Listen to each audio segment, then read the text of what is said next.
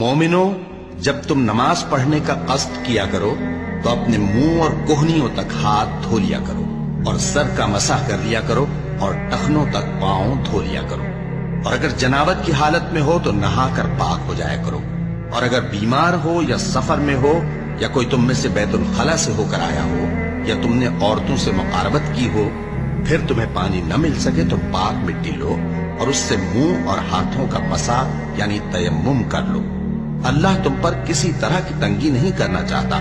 بلکہ یہ چاہتا ہے کہ تمہیں پاک کرے اور اپنی نعمتیں تم پر پوری کرے تاکہ تم شکر کرو۔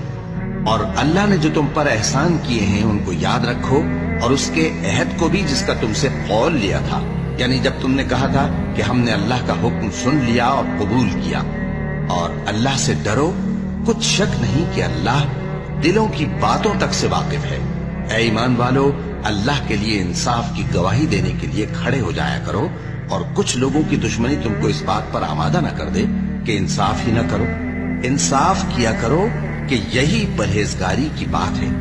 اور اللہ سے ڈرتے رہو، کچھ شک نہیں کہ اللہ تمہارے سب اعمال سے خبردار